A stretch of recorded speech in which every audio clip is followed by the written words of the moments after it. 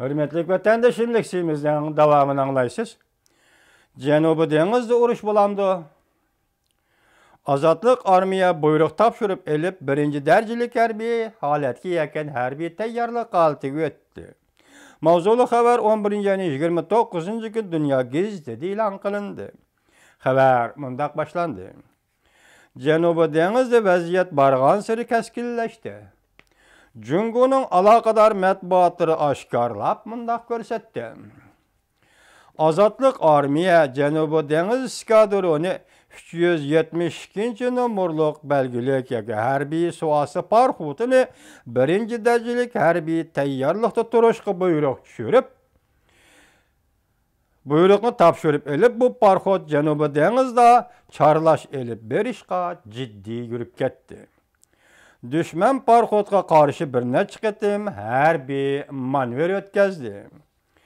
Cungo'da alakadar taraflar Azatlık Armiya gazetinin 28. günüdeki haberden nakil elip görüştükçe 372. numurlu suası parxodi Uzaq Irak okuyan məşqləndiriş vəzifəsini ötəb qaytarıda birinci derecelik harbiy tayyarlıqı ötüş buyruğunu tapşırıp alğandan keyin ciddilik kirib 20 saatdan keyin Cenubi Denizga yetip gel.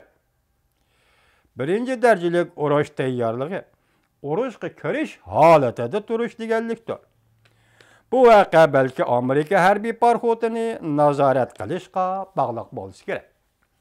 Shangang Dongfang gazetining xabar qilishicha, Vyetnam matbuotlari 11 ayning 13 kuni Janubiy Denizda Vyetnamning yuk to'shig'uvchi kemilariga Jungo'ning 3 tane harbiy parxut yaqinlab kelib, bu parxutlarning qatnashiga to'sqinlik qilganligini xabar qildi. Ciddi tirkishish 2 soat davomlashdi. Oxirida Jungo'ning parxutlari chekindi. Vyetnamning parxuti o'z joyiga qaytib ketdi.